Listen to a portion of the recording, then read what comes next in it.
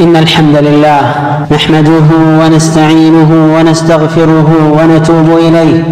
ونعوذ بالله من شرور أنفسنا وسيئات أعمالنا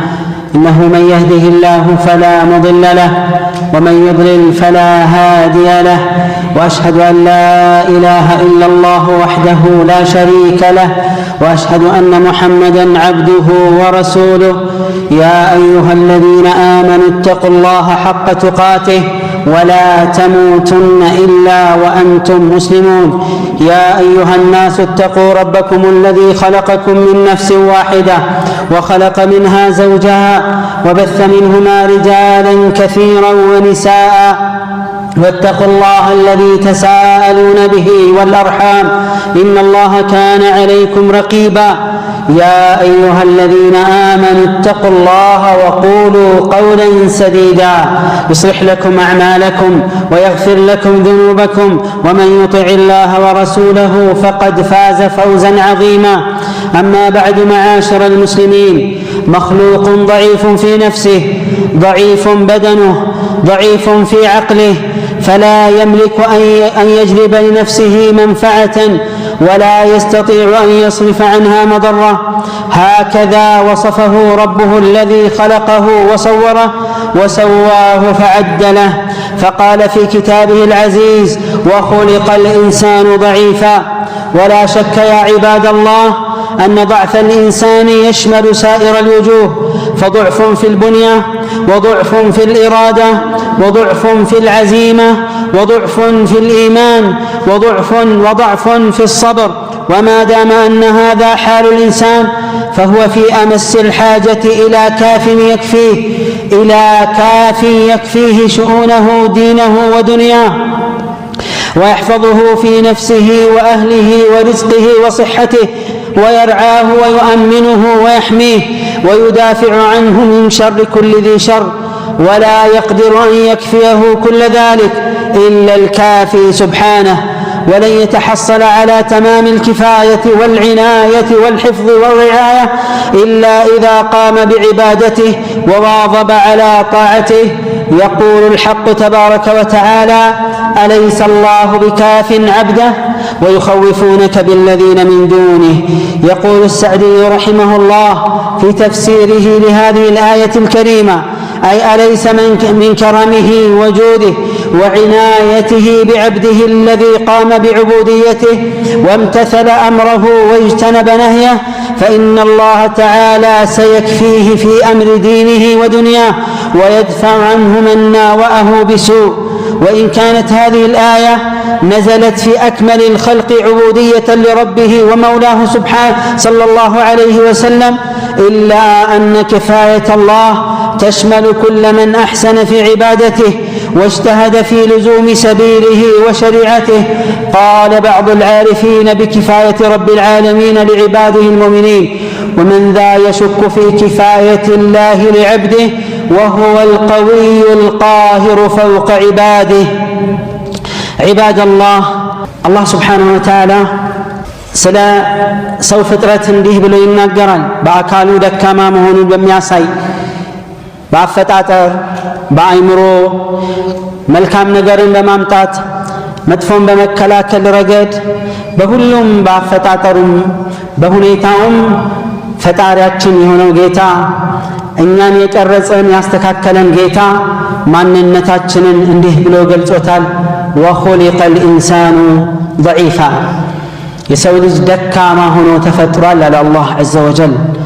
በአካላችን ደካማ በፍላጎታችን ደካማ በውሳኔና ቁርጠኝነታችን ደካማ በኢማን ደካማ በትዕግስት ደካማ ይህን ሁሉ የሚያጠቃልል የሚያካትት ቃል ነው ይሄ ታዲያ እንዲህ ከሆነ ደካማዎች ከሆነን ሚረዳን ያስፈልገናል ሚበቃን ያስፈልገናል በዱንያውም በአኺራም ጉዳይ ነገሮችን የሚያመቻችልን የሚያገራልን አደጋ እንዳይመጣ የሚከላከልልን ራሳችንን የሚጠብቀን ቤተሰቦቻችንን የሚጠብቀን ርዝቃችንን የሚጠብቅልን ጤንነታችንን የሚጠብቅልን ሰላምና መረጋጋት ውስጣችን እንዲፈጠር የሚያደርግልን አደጋን ሁሉ የሚከላከልልን ይህን ሁሉ ሊያደርግ የሚችል ማንም የለም ከአላህ በቀር። አላህ ስብሓንሁ ወተዓላ ቁርአንን ስናገላበጥ የአላህን ኪታብ የአላህን ቃል ከአንዱ አያ ወደ ሌላው አያ ከአንዱ ሱራ ወደ ሌላው ሱራ ስንሸጋገር በተዋረድ የምናገኘው አያ አለ ከዚህ ሁኔታ ጋር በሚገጥም መልኩ ማለት ነው። የተሟላ ጥበቃ የተሟላ እንክብካቤ ማግኘት የሚችለው ሰው ለአላህ ትክክለኛ ባሪያ መሆንም ሲችል ጭምር እንደሆነ ይነግረናል። እንዲህ ይላል ሱረቱ ዙመር ላይ አለይሰ አላሁ ቢካፊን ዐብደ አላህ ባሪያውን አይበቃምን ይላል። ከአላህ ውጪ ሊበቃ ከአላህ ውጪ ሊጠብቅ ከአላህ ውጪ ሊንከባከብ የሚችል ማን አለ? እኔ ነኝ ብሎ ሊመጣ የሚችል የለም። ቢመጣም ደካማ አቅመቢስ እንጂ ትክክለኛ አስተዋይ ሊሆን አይችልም። አሰዕዲ ረሒመሁላህ ይህን አያ በተመለከተ አላህ ምን አለ? አለይሰ አላሁ ቢካፊን ዐብደ ወዩኸውፉነከ ቢለዚነ ሚን ዱኒህ አላህ ባሪያውን በቂ አይደለም እንዴ? በሚያሳዝን መልኩ ደግሞ ነገር ግን በሚያሳዝን መልኩ ከሱ በታች ባሉ ፍጥረታት ያስፈራሩሃልን? ከአላህ ጋር ሊወዳደር የሚችል ሊፎካከር የሚችል ማን ኖሮ ነው ሊያስፈራሩህ የሚሞክሩት ይላል። ሰዕዲ ረሒመሁላህ ይህን አያ በተመለከተ ምን አሉ? አይ አለይሰ ሚን ከረሚሂ ወጁዲህ ማለት ነው። አላህ ከቸርነትና ከለጋስነቱ ባሪያውን ለባሪያው ከሚያደርገው እንክብካቤ የተነሳ በተለይ ለሱ ተገዢ የሆነውን ትእዛዙን በአግባቡ አክብሮ ክልከላዎችን በአግባቡ ለራቀው ባሪያ አላህ በዲኑም በዱንያውም ማይበቃው ይመስላችኋል እንዴ ይላል። አላህ ከቸርነቱ አይደለም ሱብሓነሁ ኻሊቁል አርድ ወሰማእ ረቡል ዓለሚን አርሐሙር ራሒሚን ይቅርና ማንኛውም ሰው አይምሮ ያለው ትንሽ የተንከባከበው ትንሽ የታዘዘው ሊሆን ውለታ ይውልለታል። ታዲያ የቸሮች ሁሉ ቸር የለጋሾች ሁሉ ለጋሽ አልመናን በዲዕ ሰማዋት ወልአርድ የሆነው ጌታ ሱብሓነሁ ወተዓላ ለሱ ታዛዥ የሆነውን ባሪያ በዲኑም በዱንያውም አይጠብቀውም ተብሎ እንዴት ይታሰባል? አደጋውንና በክፋት የመጡበትን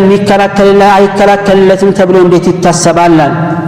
ይህ አያ የወረደው ዒባደላህ አገባቡን ስናይ አላህ ነቢዩን ዓለይሂ ሰላቱ ወሰላም እያናገረ ነው። ታላቁን ነቢይ ታላቁን የአላህ ባሪያ ስልጣንንና ወይስ ባርነትን ምረጡ ሲባሉ የተከበረ ባሪያ መሆን ይሻለኛል አሉ ዓለይሂ ሰላቱ ወሰላም። ዓብዱላህ ወረሱሉህ ብላችሁ ጥሩኝ አሉ። አላህም ስብሓንሁ ወተዓላ በበርካታ ቦታ ላይ ዓብድ ብሎ ጠርቷቸዋል። سبحان الذي أسرى بعبده ليلا من المسجد الحرام إلى المسجد الأقصى تبارك الذي نزل الفرقان على عبده ليكون للعالمين نذيرا إلا أن كفاية الله يا الله عز وجل متأبكنا أنك بكابقا عباد الله ሁሉንም የአላህ ፍጥረት ይመለከታል። ባርነቱን ላሳመረ ሸሪዓውን ዲኑን አጥብቆ አሳምሮ በመያዝ ላይ ጠንካራ ብርቱ ሆኖ በዛ አቋሙ ላይ ለጸና ሁሉ አላህ ይረዳል። አንደኛው ምን አለ? ስለ አላህ በቂነት ያስተዋለ ሰው ወመን ዛ የሹክ ፊ ኪፋየት ላህ ሊዐብድህ አላህ ባሪያውን ይጠብቃል በሚለው ላይ ማን ነው ሊጠራጠር የሚችል አሉ። وهو القوي القاهر فوق عباده حيال برتو جيتا كبارياوچو يبلاي هونو سالال عباد الله ايها المؤمنون الله ባሪያዎችን መጠበቁን የሚያሳዩ ቁርአናዊም ሐዲሳዊም ሲራዊም ምሳሌዎች ብዙ ናቸው። ለናሙና ግን የተወሰኑትን ጠቅሰን እናልፋለን። አላህ ሱብሓነሁ ወተዓላ በቂ መሆኑን የሚያሳይ ጠባቂ መሆኑን የሚያሳይ ባናይም እናምናለን ረበና ነገር ግን ተጨባጭ የበለጠ ያጠነክራልና ወላኪን ሊየጥመኢነ ቀልቢ እንዳሉት ነቢዩላህ ኢብራሂም ዓለይሂ ሰላቱ ወሰላም አላህ ያደረጋቸውን ልዩ ጥበቃዎች እንይ። አላህ ለነቢዩ ተከላክሏል ዓለይሂ ሰላቱ ወሰላም፣ ለአማኞችም ተከላክሏል። ፈቃለ ኢና ከፈይናከ ልሙስተህዚኢን መልእክተኛ ሆይ ባንተ ላይ የሚያላግጡብህን እኛ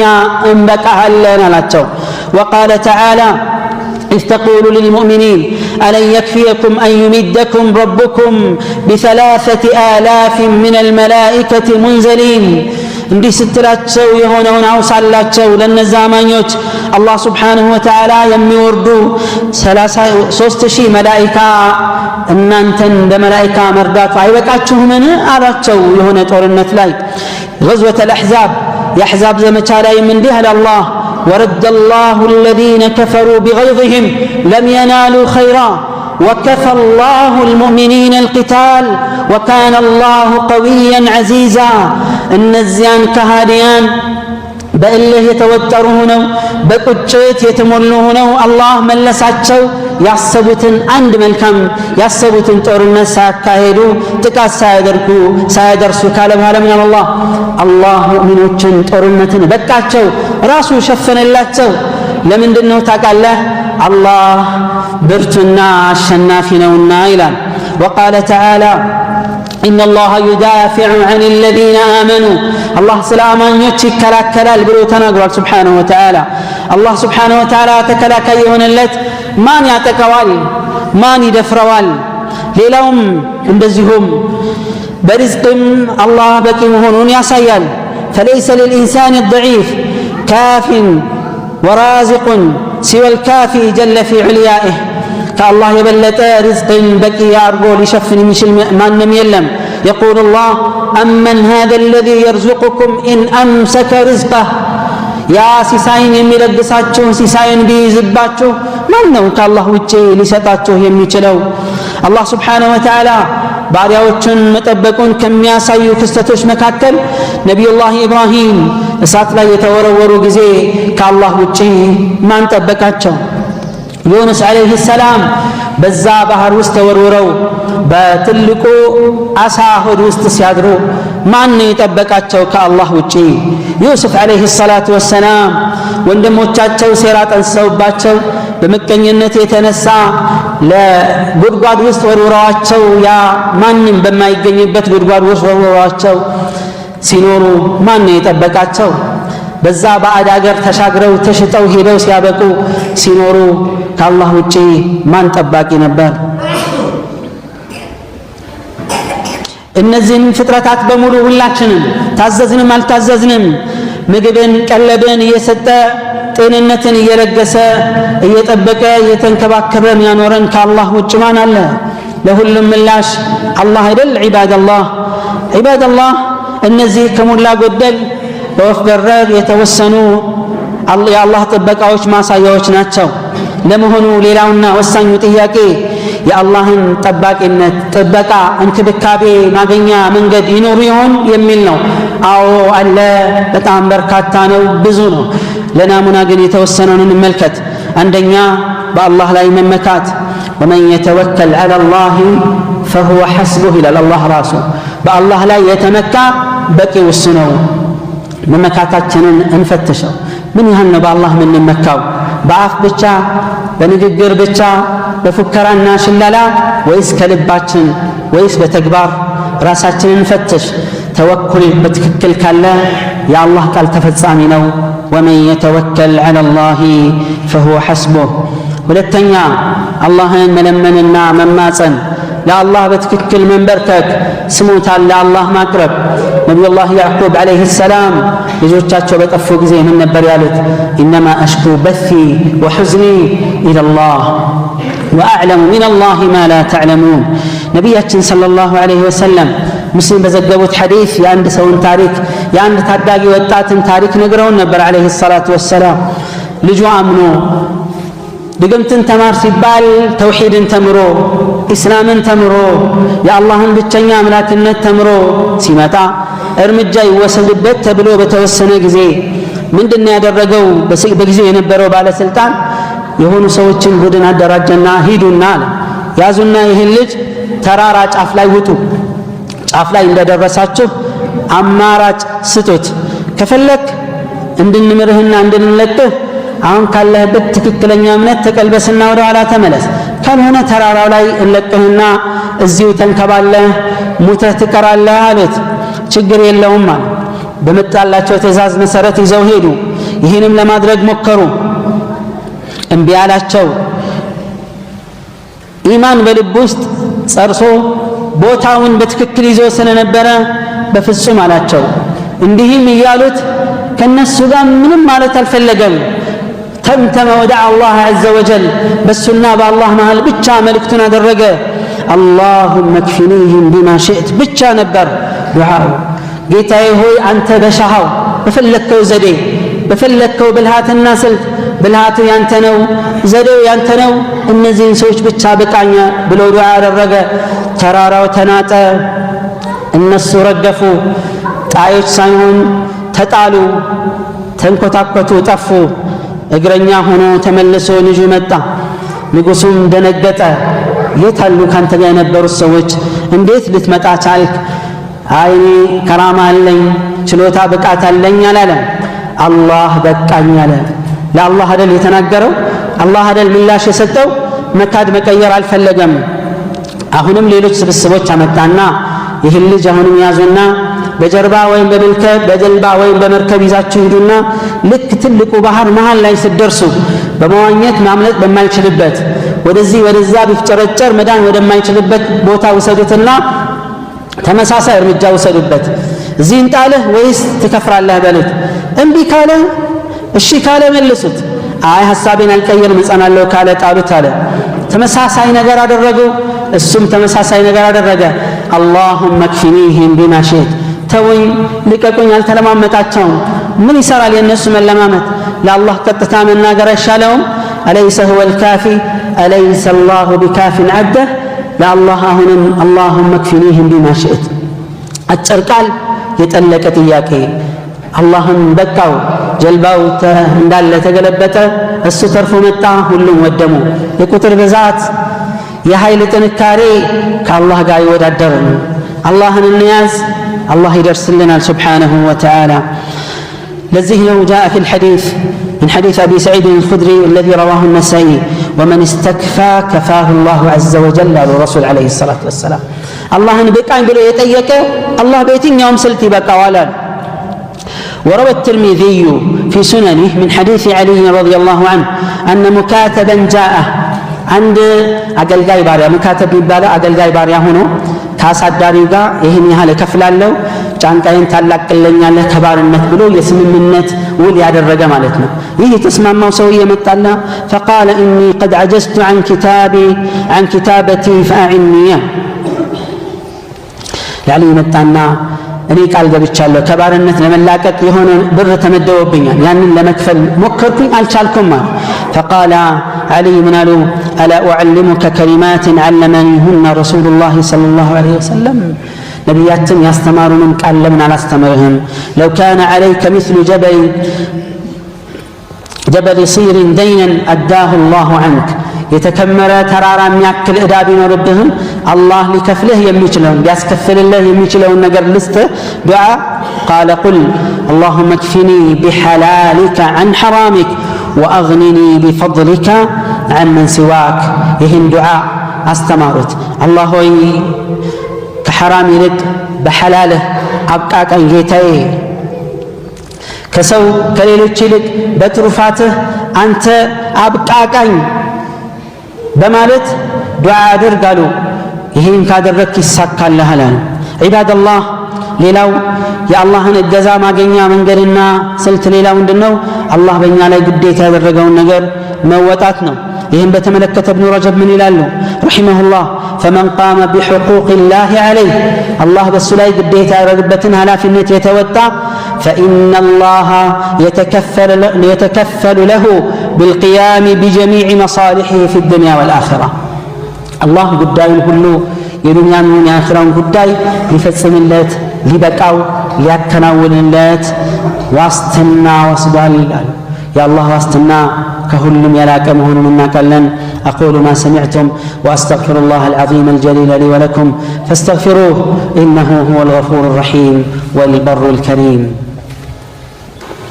الحمد لله وحده والصلاة والسلام على من لا نبي بعده أما بعد يا عباد الله يا الله እገዛና መበቃት ከምናገኝባቸው ነገሮች አንዱ አዝካር ላይ ጠንካራ ብርቱ ዘውታሪ መሆናችን ነው የጧትና የማታ አዝካር ስንተኛ ስንነሳ የሚባለውን አዝካር እቤት ስንገባ ስንወጣ ስንመገብ ስናጠናቅቅ የሆነ ቦታ ስንሄድ ስንመጣ በሁሉም እንቅስቃሴ የተደነገጉ ዚክሮች አሉ እነዛን ማድረግ ነው ነብያችን ሰለላሁ ዐለይሂ ወሰለም እንዲህ ይላሉ في الحديث الذي رواه أبو داود وغيره ከቤቱ ሲወጣ አንድ ሰው بسم الله توكلت على الله ولا حول ولا قوة إلا بالله يا لسوال فيقال له حينئذ هديت وكفيت ووقيت لسكيت بكى تمرى تبكى تتبك مبالالالو شيطان كالسزر لال بسلام موالي شلالالو فيقول شيطان آخر عندنا ليلة من لال كيف لك برجل قد هدي وكفي ورقي لمن موسوس الشنم يتبكى لسكيت يتمرى እንዲሁም የተጠበቀን አካል እንዴት አድርጌ ነው ማጠቃው መወሰውሰው ይላል ሸይጣን ተስፋ ይቆርጣል እንደዚሁም ደግሞ ከሚወደዱ መልካም ተግባራቶች መሃል የአላህን ጥበቃ ከሚያስገኙ አንዱ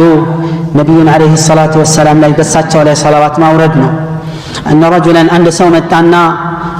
ለነብያችን አለይሂ ሰላቱ ወሰላም እኔ ዱዓዬን ሁሉ أجعل لك نصف صلاتي አላቸው የዱዓዬን ግማሹን ክፍል ሰላዋት ላድርግ አላቸው በነብያችን አለይሂ ሰላቱ ወሰላም ላይ ሰላዋት ማውረድ اللهم صل وسلم وبارك عليه ያሉ ሌሎችም ሰይጎች አሉ ያንን ለበለ አይሆንም ማለት በመጨረሻ وفي آخره أجعل لك صلاتي كلها አላቸው መጨረሻ ላይ እሺ ዱዓዬን ሁሉ صلوات አደርጋለሁ በርሶ ላይ ሰላዋት ማውረድ አደርጋለሁ አላቸው فقال النبي صلى الله عليه وسلم اذا تكفى همك ويغفر ذنبك قالت እንዲህ ከሆነማ ሐሳብህን ትበቃለህ ወንጀልህን ይማርልህ አሉት አለይሂ ሰላቱ ወሰላም عباد الله እነዚህን አንዳንድ ምሳሌዎችን ለማየት ሞክረናል በጥቂቱም ቢሆን እንደዚሁም አስባቦችን ተመልክተናል አላህ ታዲያ ይረዳን ከሆነ ለምን ለሱ ታዛዥነታችን አይበረታም ለምን ለሱ ያለን መዋረድና መተናነስ አይጠነክርም ለአላህ ያለን ታዛዥነት ሲጠነክር እኛም ጠንካራ እንሆናለን الله እንዲህ ይላል على لسان خليله عليه السلام الذي خلقني فهو يهدين على نبي الله إبراهيم يا يفترن ጌታ እሱ ነው የሚመራኝ والذي هو يطعمني ويسقين የሚመግበኝም የሚያበላ የሚያጠጣኝም እሱ ነው وإذا مرضت فهو يشفين ስታመምም የሚያድነኝ እሱ ነው والذي يميتني ثم يحيين የሚገድለኝም ሕያውም የሚያደርገኝ እሱ ነው ካሉ በኋላ ምን አሉ والذي أطمع أن يغفر لي خطيئتي يوم الدين ይህን ሁሉ ያደረገልኝ ባለውለታዬ የእውነተኛው የምንዳ ቀን ወንጀሌን ይቅር እንደሚለኝ እጅግ ተስፋ ማደርግበት ነው አሉ عباد الله በአላህ ላይ እንመካ ታዛዥነታችንን እውነት እናድርገው ባርነታችንን እናረጋግጥ የአላህ መብቃት ለኛ ሁሉ አያስፈልግም أليس الله بكاف عبده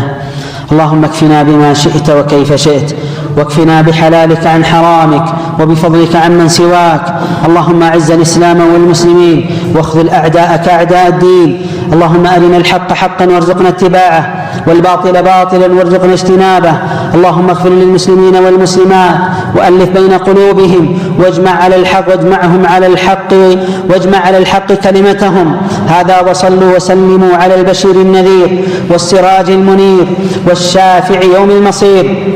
حيث أمرنا الله بذلك العليم الخبير فقال إن الله وملائكته يصلون على النبي يا أيها الذين آمنوا صلوا عليه وسلموا تسليما اللهم صل وسلم وبارك على نبينا محمد وعلى آله وصحبه والتابعين لهم بإحسان إلى يوم الدين سبحان ربك رب العزة عما يصفون وسلام على المرسلين والحمد لله رب العالمين وأقم الصلاة